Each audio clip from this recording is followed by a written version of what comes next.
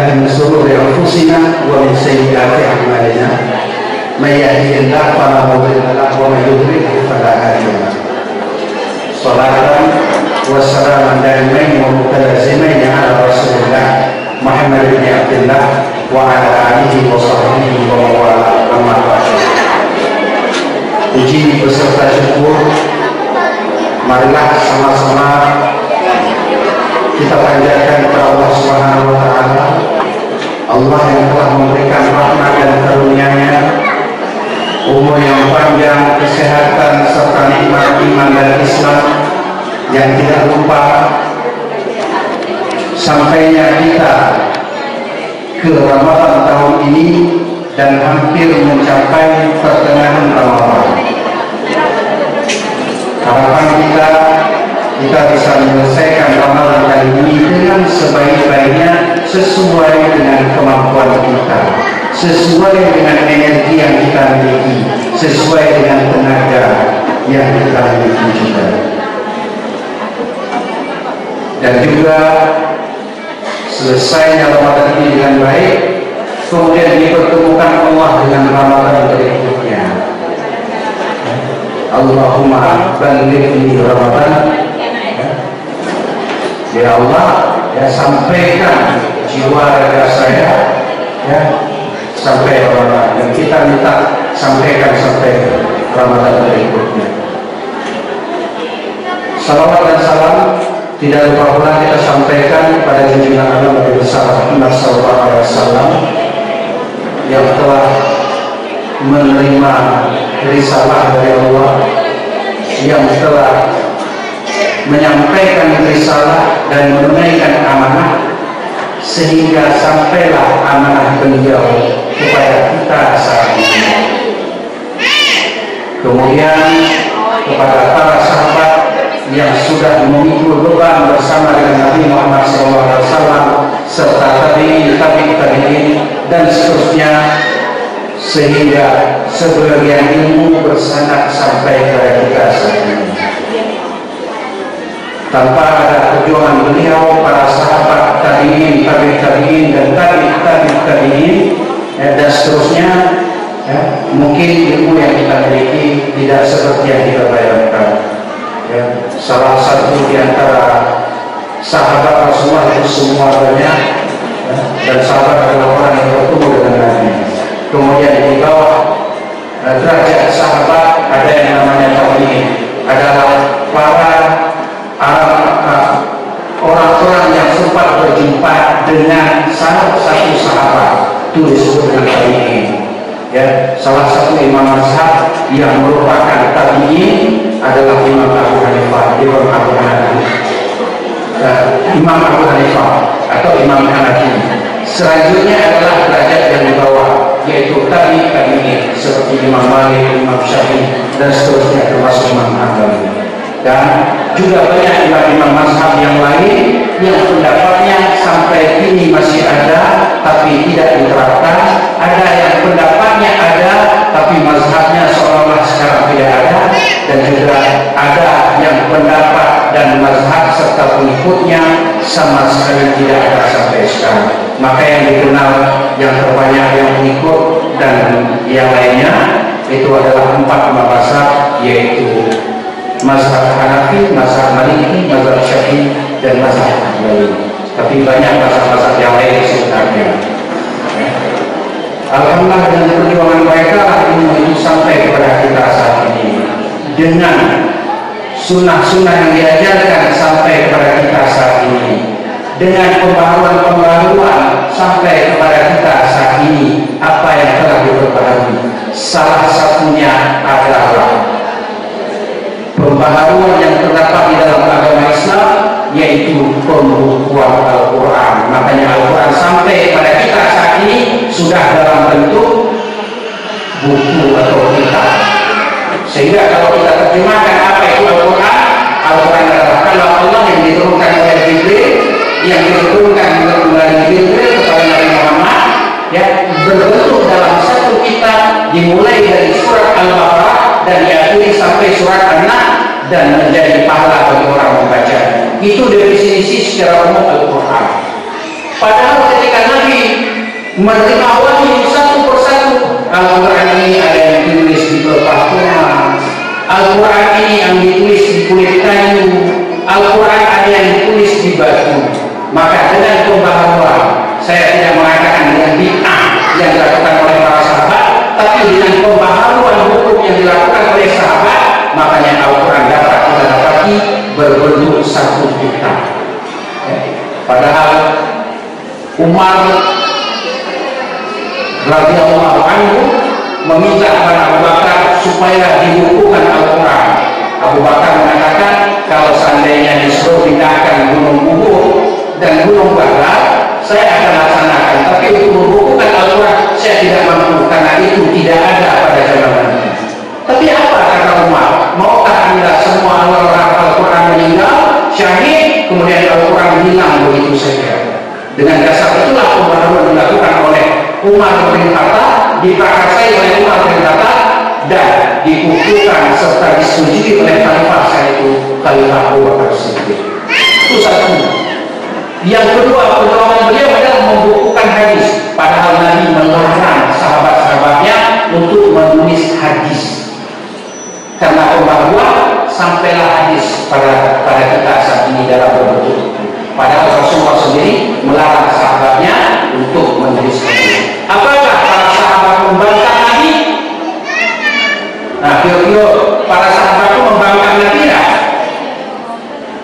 Secara literal, secara logika mereka membantah membantah Nabi. Tapi secara tujuan dan kondisi saat itu, ya, mereka membuat satu pembaharuan baru. Ya, kalau orang mengatakan sebagian itu dilahirkan ke bid'ah, tapi di dalam Al-Quran ada namanya sunnah sebagai pasangan bid'ah. Kalau siapa yang memesan sunnah dan hasanatan, kalau baru siapa yang membuat satu sunnah baru yang bagus dan layak diperjuangkan, ya, maka mereka mendapatkan satu pahala, dan pahala orang yang melakukan, ya, juga begitu dan seterusnya. Itulah kedua sahabat. Alhamdulillah kita ucapkan dengan giginya para sahabat, ya, agama itu sampai kepada kita semua. Yang kami hormati Bapak Pimpinan Daerah Muhammadiyah Kabupaten Aceh Selatan, Bapak Ashab Maharudin SDMM, yang sudah ada bersama kita saat ini. Yang kami hormati Bapak Pimpinan Cabang Muhammadiyah Aisyah Kampung Baru, yang kami hormati para tamu undangan yang telah hadir. Dalam hal ini di sini saya melihat ada Bapak Pengawas Madrasah di Kemenang Kabupaten Aceh Selatan, galai Bapak Biru. Ya. Dan yang teristimewa bagi seluruh wali santri dan wali santri yang sudah berhadir pada kesempatan yang berbahagia ini, yang sudah merasakan tetesan air mata keharuan dari mata, ya, sampai ke pipi. Bahkan Jako yang ini adalah mulai mengaum suasana di dalam aula akibat tangisan haru dari orang tua. Semoga keharuan ini, ya, terus berlanjut sampai akhir kelak, dan perjuangan anak-anak kita dan juga perjuangan orang tua tidak pernah henti untuk membawa agar kita mendapatkan anak yang soleh. Amin. Baiklah bapak-bapak, ibu-ibu, hadirin dan hadirat yang dirahmati Allah. Kau minta maaf Pak Pimpinan Jakarta, mudir dari Bapak, yang dahulu kau menyampaikan ke baca-baca, ternyata kau nggak boleh baca-baca. Ya. Aku jangan-jangan baca-baca itu minta kalau gue supaya Ustaz hadir dari itu. Terlepas dari itu, alhamdulillah kita nikmati suasana. Walaupun hanya panduan dakwah, semoga ini bagian dari amal ibadah kita di bulan Ramadan. Karena mencari ibadah itu banyak cara. Salah satu cara berpanas-panas kita, melihat keberhasilan anak, mendukung anak, memotivasi anak, itu juga bagian dari pahala. Bapak-bapak, ibu-ibu, anak-anak kami yang dirahmati Allah, teringat kita semua nasihat yang diberikan oleh Luqman Luqman alaihissalam ya, kepada anaknya di dalam surat Luqman yang berbunyi Bismillahirrahmanirrahim.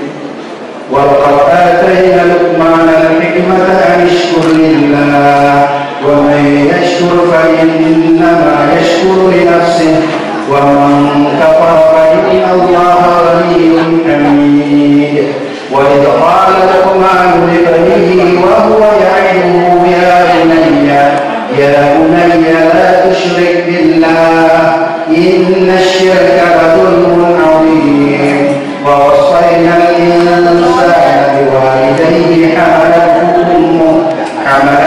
ummuhu wahnan 'ala wahnin wa fisaluhu fi 'amayn an ishkur li wa liwalidayka ilayya al-masir. Wa in jahadaka 'ala أن تشرك بما ليس لك به علم فلا تطعهما وصاحبهما في الدنيا معروفا واتبع سبيل من أناب إلي ثم إلي مرجعكم فأنبئكم بما كنتم تعملون. Bapak-bapak, ibu-ibu, hadirin dan hadirat yang terhormat Allah, nampaknya tidak perlu kita terjemahkan lagi ayat ini, tetapi secara ringkas sebelum kita mengambil nasihat daripada Luqman adalah Luqman seorang hamba Allah yang ditinggikan derajatnya, bahkan namanya disebut di dalam Al-Quran menjadi salah satu nama surah. Dan Luqman, surah Luqman adalah surat Makkiyah. Sebelum kita dituntun betul-betul tentang pelaksanaan syariat dalam surat Luqman yang diturunkan di Makkah atau sebelum hijrah Nabi Muhammad SAW ke Madinah, diberikan arahan-arahan bagaimana Luqman menuntun anaknya. Sebelum syariat itu didirikan, lebih dahulu tuntunan itu langsung diberikan. Gambaran bagaimana sejarah para orang-orang terdahulu, umat-umat terdahulu di dalam melaksanakan hukum. Sama seperti puasa. Ketika Allah berfirman kepada umatnya, Bismillahirrahmanirrahim, Ya ayyuhalladzina amanu kutiba alaikumus shiyam kama kutiba alal ladzina min qablikum la'allakum tattaqun. Wahai orang yang beriman, diwajibkan atas kamu berpuasa sebagaimana telah diwajibkan bagi umat-umat terdahulu. Tujuannya apa? Untuk bertakwa. Begitu juga kita harus selalu, jangan-jangan kenapa kita selalu mengatakan nasihat Luqman kepada anaknya? Siapa Luqman? Luqman adalah seorang hamba Allah yang ditinggikan derajatnya, bahkan nasihat-nasihatnya diadakan di dalam Al-Quran. Itulah Luqman. Kenapa kita harus mengambil? Karena Allah memberikan kepada Luqman hikmah. Hikmah setinggi-tinggi derajat keputusan itu adalah hikmah. Kalau hikmah berdasarkan salah dan benar, mungkin banyak orang bisa mengambil. Kalau satu keputusan berdasarkan yang baik dan yang paling baik, itu ramai yang bisa mengambil. Tapi keputusan yang menjadi, yang didasarkan dan diklaim oleh Allah sebagai hikmah diberikan kepada Luqman. Apa itu hikmah? Hikmah itu adalah kebijaksanaan. Bisa jadi yang diperintah itu kelihatannya susah, kelihatannya tidak bagus, tapi di situ terletak kebijaksanaan, sehingga diabadikanlah kebijaksanaan Luqman di dalam Al-Quran. Makanya Allah SWT berfirman, wa atayna Luqman al-hikmah an yashkur lillah. Sungguh kami telah menurunkan, memberikan kepada Luqman al-hikmah, kebijaksanaan, an yashkur lillah. Maka bersyukurlah kepada Allah. Wa may yashkur fa innama yashkuru li nafsihi. Barang siapa yang bersyukur, maka dia sesungguhnya bersyukur atau mensyukuri, berterima kasih bagi dirinya sendiri. Wa maka para Allah ghaniyyun hamid. Barang siapa yang ingkar, yang kufur, maka sesungguhnya Allah itu maha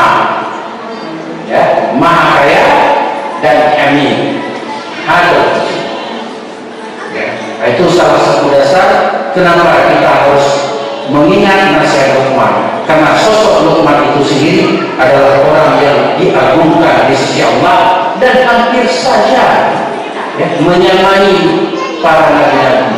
Tapi karena beliau bukan seorang nabi dan rasul, maka tidak dikategorikan dalam nabi dan rasul.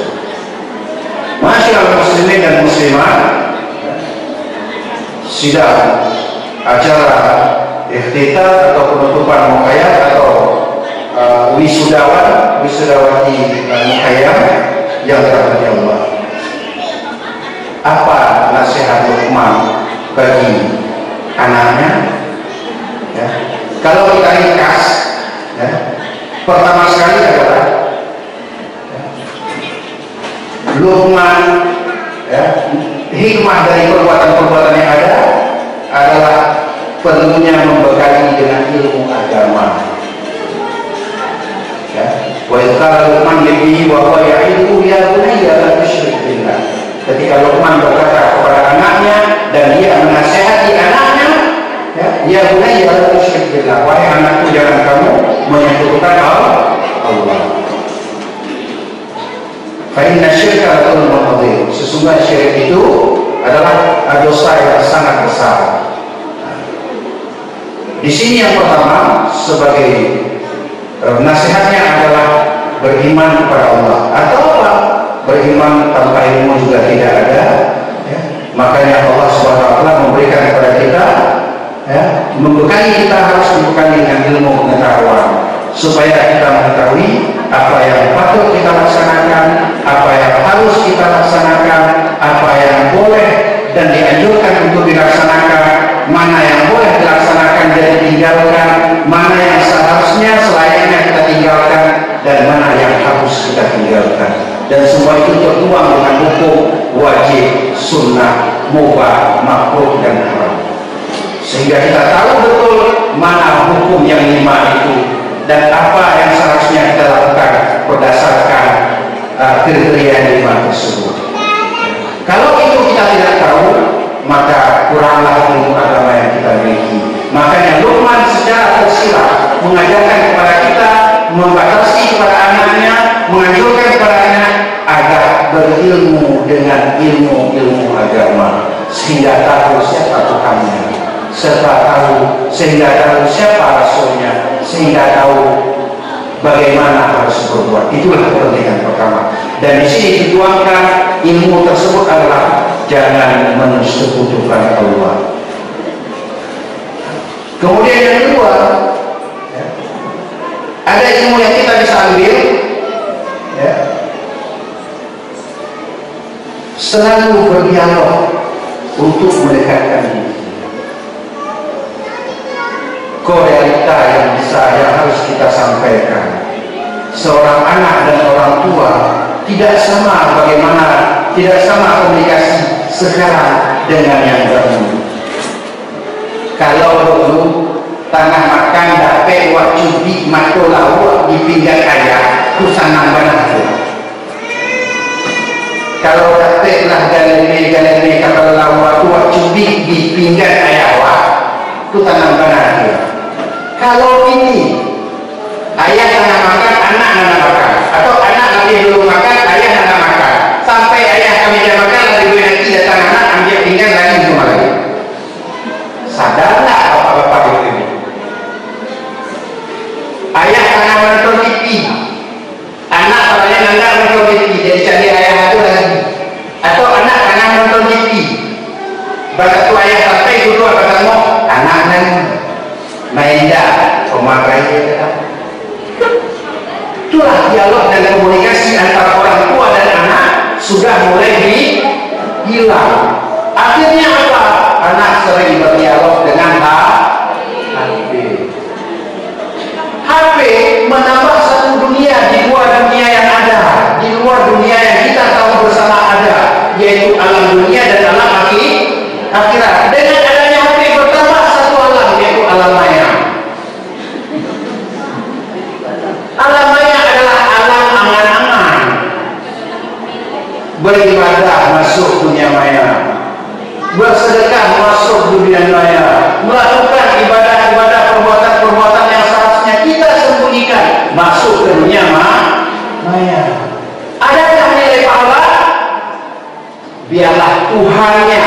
dunia maya menjawab. Untuk kalau dijawab iya, koneksi ada. Ini kalau dijawab iya, koneksi tidak ada, hilang semua amalan-amalan kita yang ada. Makanya usahakan hindari mempublikasi amalan di media sosial sebelum kita terlanjur. Nah, makanya kembali kepada inti tadi, komunikasi dengan anak. Bapak-bapak, ibu-ibu, saudara-saudara yang dirahmati Allah, tolong perhatikan komunikasi dengan anak. Jangan setelah terjadi hal-hal yang tidak diinginkan baru kita sadar ternyata komunikasi saya dengan anak selama ini tidak baik. Nanti salah karena orang kadang kita di rumah begitu komunikasi.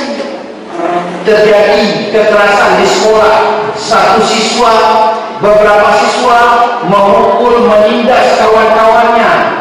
Yang disalahkan 100% pihak sekolah, tidak bisa mendidik anak.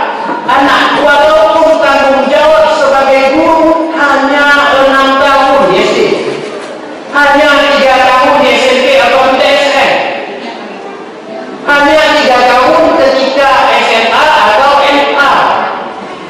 Kenapa kalau terjadi sesuatu tidak disalahkan kampus, padahal mereka juga melaksanakan pendidikan dalam 4 tahun.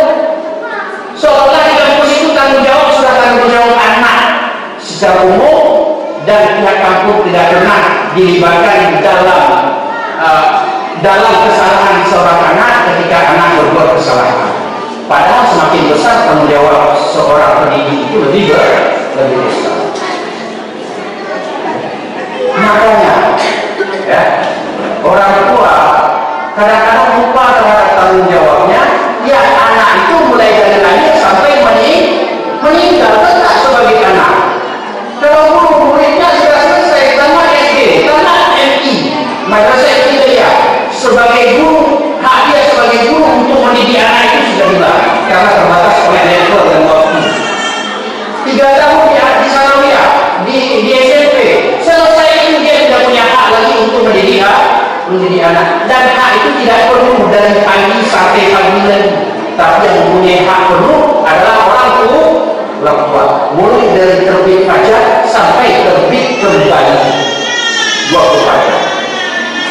Makanya kadang-kadang karena kesalahan image pandangan orang tua terhadap pendidikan, semata-mata disalahkan lembaga pendidikan, walaupun dalam hal itu terjadi kesalahan dan kekurangan pendidikan. Tapi kunci utama, kenapa anak mau berbuat kasar? Pastilah sehari-hari di rumah melihat kekerasan. Kadang di rumah juga anak itu sebagai korban KDRT, ya, tidak tersentuh karena kalau diasuh anak, kalau dikaliau anak, dia ada nonton. Seolah-olah pesantren ini adalah alat daur ulang plastik, buku, umuan, pajak, majuan ke dalam itu, tiba-tiba keluar alat biji-biji plastik yang keluar sebagai bahan untuk yang lain. Tidak, lembaga pendidikan bukan seperti itu. Makanya disinilah harus sinergi antara lembaga pendidikan, orang tua dan anak. Orang tua bisa berkomunikasi dengan anak lebih, guru bisa berkomunikasi dengan anak lebih, kemudian orang tua dan guru bisa berkomunikasi dengan lebih. Mana yang terbentuk, mana yang tidak bisa terselesaikan, disinilah letak komunikasi dua belah pihak antara guru dan orang tua, sehingga terjalin suatu komunikasi yang bagus yang tidak mampan oleh orang tua karena dengan bisikan magic dari guru-guru atau ustaz-ustaz, hati anak-anak bisa lumpuh. Kadang guru juga lelah mendidik anak-anak, ada orang-orang tertentu tidak mampu dengan berkomunikasi dengan orang tua, kadang kesalahan-kesalahan anak ini bisa teratasi. Ya. Bapak-bapak, ibu-ibu, hadirin dan hadirat yang berbahagia, kohon adalah realitasnya.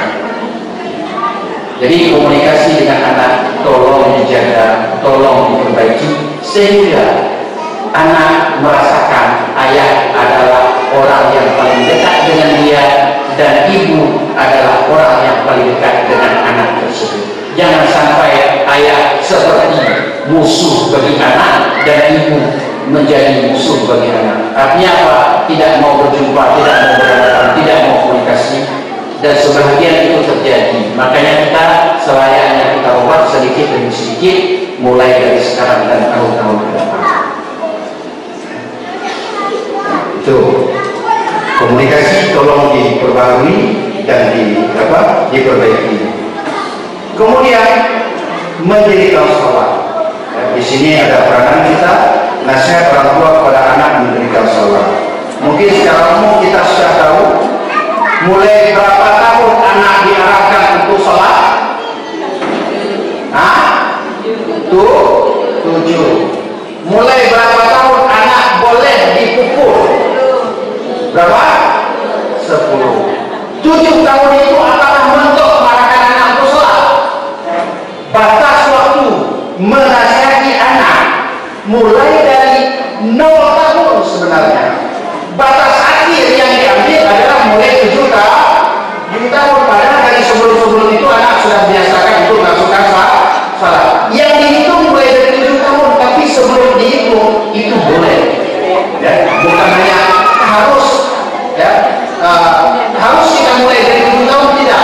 Minimal di 7 tahun ini kita sudah mengarahkan anak untuk melakukan sholat. Untuk mengarahkan mulai dari 1-2 tahun. Kenapa tidak dibawa anak ke masjid?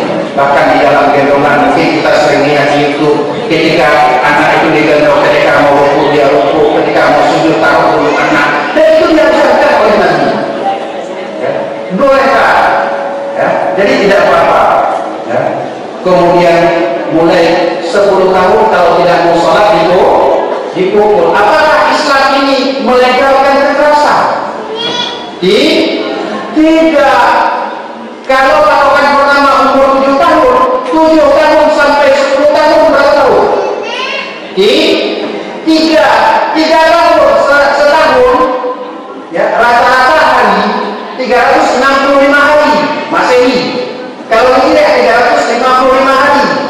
355 hari kali 3 1005 hari kita disuruh untuk membiasakan anak, mendidik anak. Kalau tidak mau, barulah dipukul. Kata-kata dipukul itu bukan berarti dilipih batilio, berarti kadang-kadang boleh. Ya, di sini ada letak pukulan, namanya pukulan tarbiyah. Pukulan agar dia mau berubah. Pukulan yang berhubungan dengan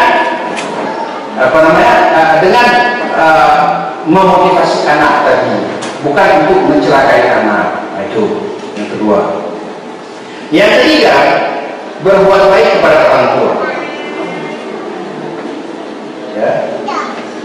Wa wasaina insana biwalidayhi hamalahu ummuhu wahnan ala wahnin, dan seterusnya. Yang jelas di sini adalah menasihati anaknya, menasihati kepada umat yang lain semuanya, biwalidayhi. Ya. Berbuat baik kepada orang tua.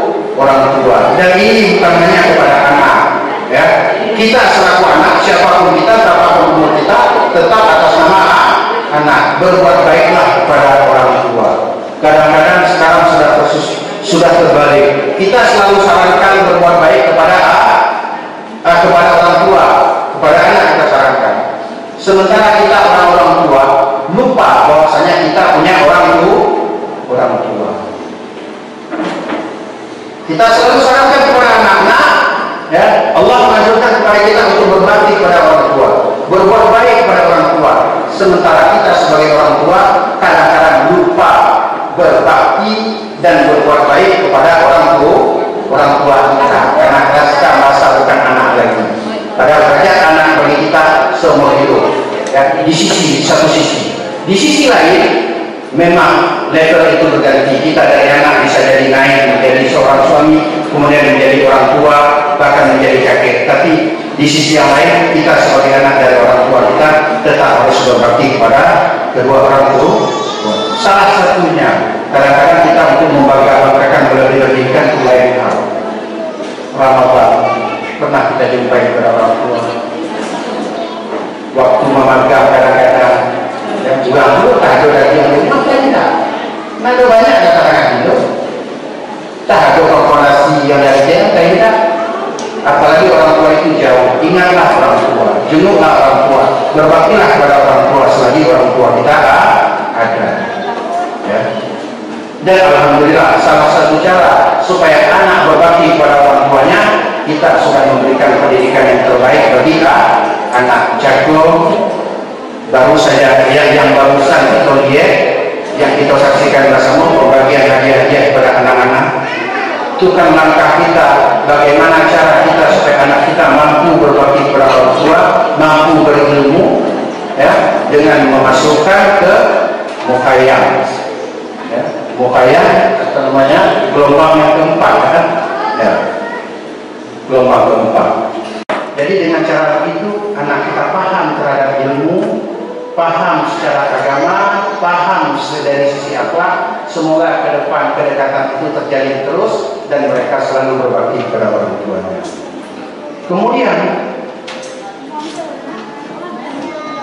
yang keenam, bersyukur kepada Allah. Ini juga salah satu hal yang penting. Mungkin cara bersyukur itu macam-macam, sesuai dengan apa yang kita dapatkan. Salah satu contoh bersyukur, kita diberikan seorang anak, 2 orang anak, 3 orang anak. Mungkin anak-anak yang sudah tamat, sudah selesai mulai hidup. Kita dilahirkan, kita diberikan Allah rezeki anak, sehingga anak-anak kita belajar di mukhayam Kampung Baru di Darul. Anak-anak yang kita miliki tentunya berbeda-beda kapasitasnya. Mungkin dari sisi akademik mereka dinilai dari siapa yang paling banyak hafalan, siapa yang paling banyak murajaah, siapa paling banyak penambahan hafalan pada tahun ini. Secara umum kan itu sebagai hasil dari, ya, mukhayam selama 12 tahun. Tapi pernahkah kita bayangkan di antara sekian banyak anak-anak yang ada di komunitas kita di Labuan Haji Raya, bahkan ada yang dari Mangge, berapa ramai anak-anak yang disuruh pergi mukhayam saja mereka tidak mau. Anak kita alhamdulillah mereka mau ikut mukhayam. Itu satu kebaikan. Mungkin selama ini mereka selalu terpengaruh dengan HP. Karena mereka mau ikut mukhayam, sedikit banyak berkurang kebutuhan mereka terhadap HP. Mereka selama ini di kampung pergaulan dengan pergaulan yang tidak jelas, tidak tentu, tanpa batasan dan tanpa ukuran, yang kalau keluar yang keluar yang muncul keluar betul. Yang batok Prancis lah, batok Jerman, batok Kanada, ya, macam luar biasa tuh, batok-batok yang canggih tidak terkontrol. Ya. Alhamdulillah 12 hari mereka di Darul di tempat mukhayam ini mereka dihadapkan dengan pergaulan-pergaulan yang baik. Ketika mereka berkata kasar, ada yang menegur. Itulah peranan ustaz dan ustazah yang ada. Oh, mereka santai-santai lagi tidur, ada yang bangunkan. Belum tentu kalau ustaz dan ustazah yang bangunkan, seperti kita sendiri selaku orang tua membangunkan anak. Kalau nanti lebih ala awak berbangun awak menjawab kira dia bangun. Tapi kalau ustaz dan ustazah yang membangunkan, kadang mau tak itu bangun sampai tangan kabadan, ala kejadian. Itu salah satu nikmat yang tanpa kita sadari sebagai nilai tambah yang kita dapatkan selama di sini. Makanya bapak-bapak, ibu-ibu, jangan berpatokan dengan nilai. Tapi ambillah nilai di luar ketika orang-orang lain itu tidak menganggap itu satu nilai. Ada anak, mungkin kami guru je. Ya, kalau secara aturan negara dari 2009 sampai ini mantan dari ini.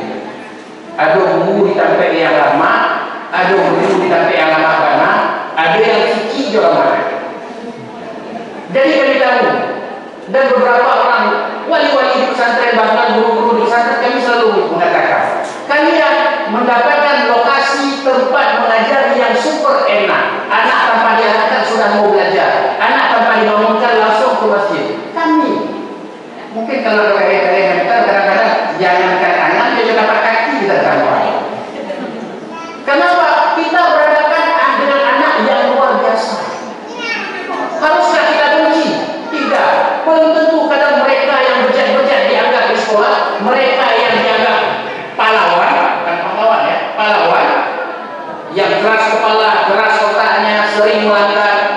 sering membuat keributan, tidak menghargai gurunya. Kadang-kadang mereka yang membalas jasa di suatu saat. Karena orang pandai tidak mengakui adanya bantuan orang-orang yang lain, mengakui bantuan guru. Tapi orang bodohlah yang merasakan bantuan dari guru itu ada dari jenjang-jenjang sekolah yang dijalani. Batu yang pandai kadang-kadang batu jauh enak, kadang-kadang jauh enak. Kenapa? Dia merasa ranking 1 itu didapat tanpa pertolongan guru. Padahal zaman sekarang satu nilai tidak ditolong oleh guru, dia tidak akan mendapatkan sesuatu. Guru sekarang penipu semuanya, tapi menipu untuk kebaikan anak. Kalau menipukan sistem, tidak tahu lama dia menuju beasiswa. Nilai naik turun aja. Nilai itu harus bertangga. Semester 1 lalu semester 2 lalu semester 3 dan sampai semester akhir. Kalau nak berjenjang tidak bisa dapat undangan. Makanya sebelum apa-apa guru disuruh untuk menipu, itulah yang dirasakan oleh guru, ya. Sehingga apa? Tak betul, tak sebagai sunnah. Kalau bahasa Jawa apa namanya? Pembaharuan yang diberikan oleh guru sehingga anak-anak itu bisa melangkah ke jenjang berikut. Yang tak tolong dia wali murid, dan kayak itu anak tak tolong guru cemoohan. Aku guru. Jadi untuk sekarang tolong hindari prasangka, kurangi prasangka tidak baik tanpa kita ketahui guru itu sudah membantu banyak terhadap murid-murid yang dididiknya. Sama seperti ustaz dan peserta yang ada di sini, mereka sudah maksimal untuk berkiprah, tapi hasil itu tidak sama antara satu siswa dengan siswa lain. Ada anak kadang salah mokok mengaji menjadi, maka guru menjadi. Apa target untuk menghafal ini? Target utama adalah tafsir, memperbaiki bacaan, memperbaiki tajwidnya. Satu ayat dia bisa hafal, itu sudah sangat bagus dibandingkan orang yang sudah hafal, ya, menghafal sedikit. Karena duit orang tingkatan orang macam-macam. Nah, itu bapak-bapak, makanya jangan kecewa kayak anak muda dapat 3 besar, 6 besar. Jangan kecewa. Lihatlah, perhatikan dengan seksama, perhatikan dengan hati nurani, perhatikan dengan mata kasih sayang. Adakah perubahan anak-anak bapak dan ibu-ibu ketika pulang nanti? Ketika ada nilai sesuatu itu dengan nilai yang fantastis, jangan nilai kata-kata. Karena sedikit perubahan itu bukan perkara mudah. Itulah salah satu nikmat kita. Maka ya, kita harus bersyukur kepada Allah karena anak-anak kita sudah diterpa di dalam program ini.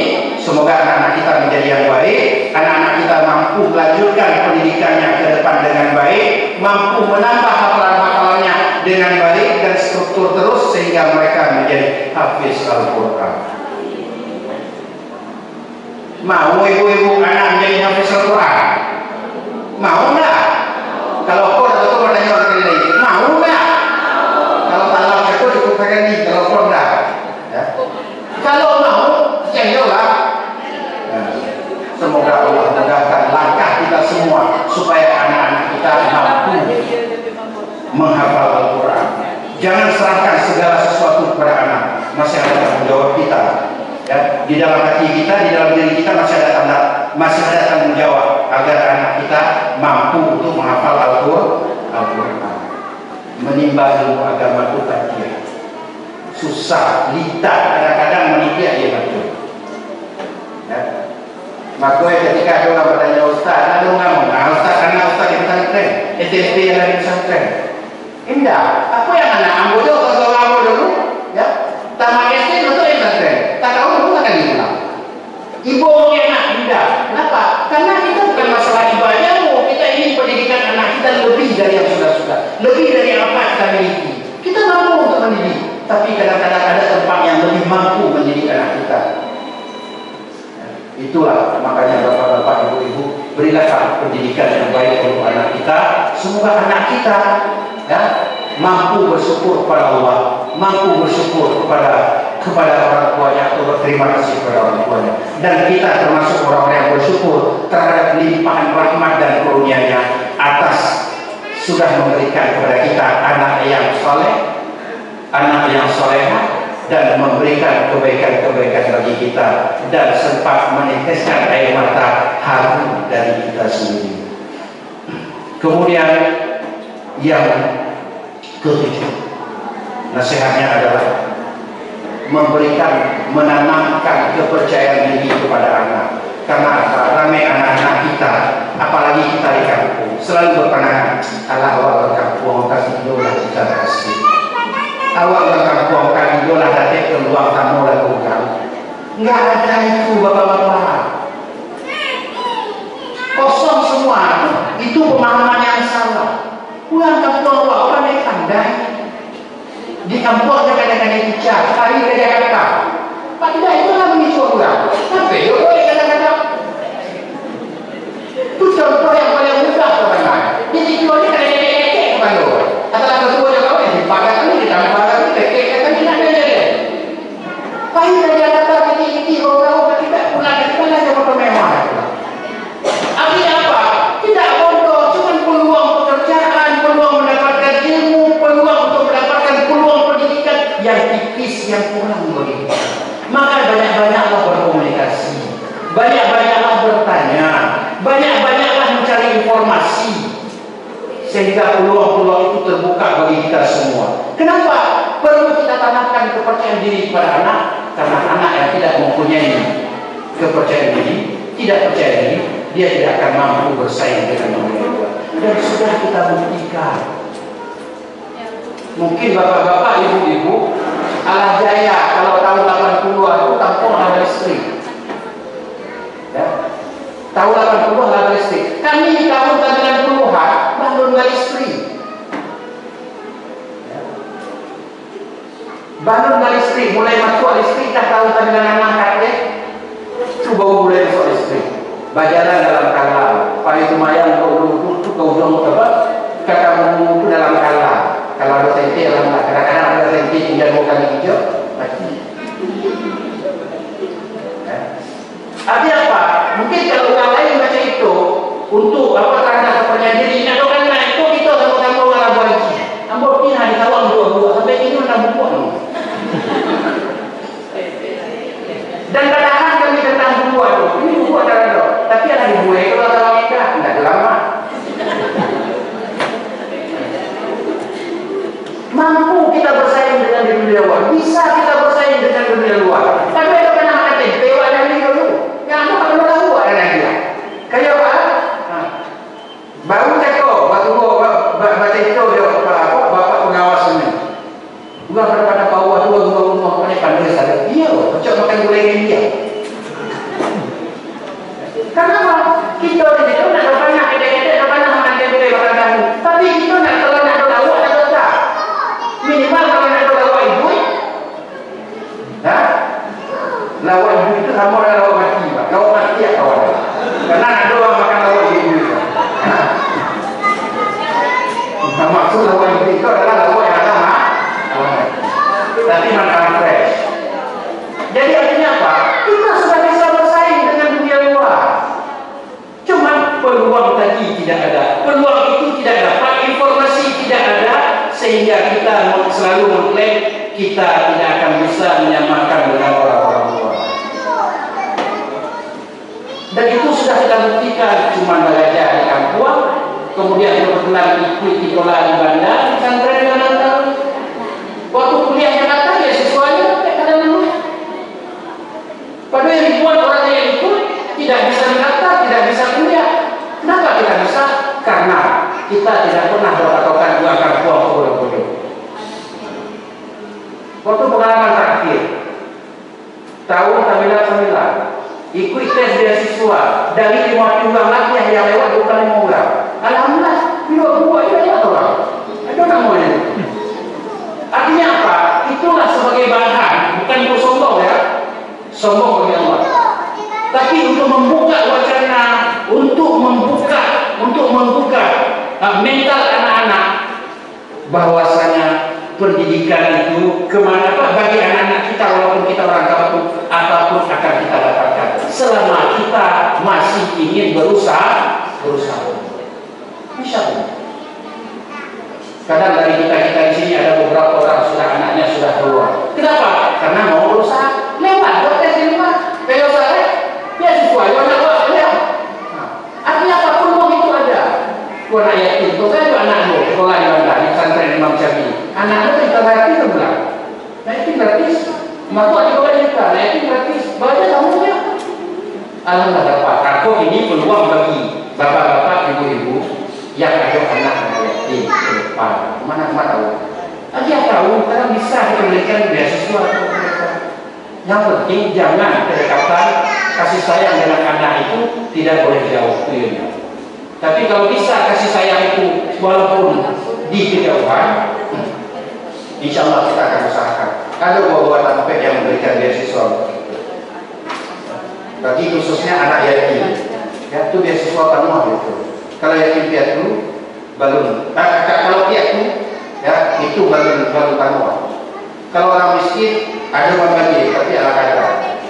Tapi kalau yatim atau yatim piatu itu full beasiswa dan insya Allah itu akan usahakan. Makanya ke depan mungkin Pak Ketua pimpinan pesantren Darul Arqam dan bapak-bapak, ibu-ibu, tolong informasikan kepada orang-orang yang ingin anaknya belajar di pesantren, ya, yang khususnya anak yatim beasiswa, kasih tahu, tolong informasikan, sama-sama kita bisa bantu.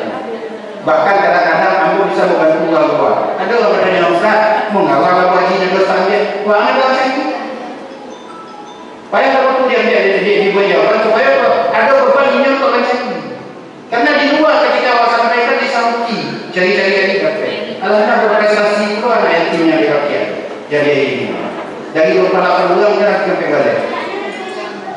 Kan luar biasa anak yatim mampu ketika kita hadapkan dengan tes dia mampu setelah belajar dia bisa mengikuti karena setelah besar luar biasa. Nah, itulah harapan kami. Ya tolong tanamkan kepada anak percaya diri. Karena pendidikan sekarang ini sebenarnya mudah. Tergantung kita mau atau tidak, mau mencari peluang atau tidak. Kalau peluang itu dapat kita cari, insya Allah uang itu kadang-kadang seolah-olah tidak berharga. Berapa banyak orang berpendidikan tinggi, tapi orang tuanya 1% pun tidak mengeluarkan uang. Bahkan mengirimkan uang untuk orang tuanya sebagai topang kehidupan. Bagi orang tuanya itu banyak. Mulai ini ambil S1 di luar negeri dengan program BPDSM, BPSDM, ya, Aceh. Ya. Kemudian ada beasiswa-beasiswa dari kementerian tertentu pendidikan, Kementerian Agama juga memberikan beasiswa bagi santri dan lain-lain yang punya. Kalau barang ada spek khusus, ya, dan yang lain-lain itu banyak. Makanya jangan beranggapan ambil orang miskin, ambil orang berkuah, umat kita anak buah sekolah tinggi, itu jangan pernah beranggapan demikian. Karena peluang itu terbuka bagi siapa yang mau. Iya mau Pak, Bu, iya mau. Tak iya. Karena pulang mereka kok tak ada yang anak, anak daripada orang yang anak beri pandu anak, Nabi ini orang membagi bagi ayah bu, anak berpulang ke tanah pun. Nah, ya. Pokoknya untuk anak nomor 1. Untuk anak itu nomor 1. Karena apa? Di dalam pengeluaran kita untuk pendidikan anak, di situ ada sedekah jariah.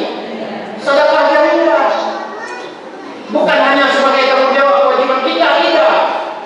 Tapi ada sedekah jariah, biaya yang kita tanamkan untuk pendidikan anak sehingga anak bisa belajar dan mampu dia menyelesaikan tahapan demi tahapan dan menjadi orang yang berbakti kepada orang tuanya. Di dalam itu ada saham. Makanya 3 yang tidak hilang pahala walaupun kita sudah meninggal. Pertama, sedekah jariah. Yang kedua, ilmu yang bermanfaat. Yang ketiga, anak saleh. Iya dan enggak ibu-ibu anak yang jadi anak saleh? Cari lagi namanya saleh. Anak saleh walaupun anak itu. Ya. Nah, itu yang dapat telur itu yang ada punya niat itu tidak gelak. Tapi kalau yang setia laki dan kecil. Ya. Itu untuk hiburan kan. Artinya apa? Kalau memang mau, insya Allah terbuka peluang. Ya. Di dalam harta sedekah jariah, ilmu yang bermanfaat, anak yang saleh. Sebenarnya anak yang saleh dan harta ilmu yang bermanfaat, sedekah jariah, anak yang saleh, ilmu bermanfaat. Ilmu yang bermanfaat, ya, dan sedekah jariah terletak pada anak yang saleh. Kalau sedekah jariah itu tertuju kita kepada anak.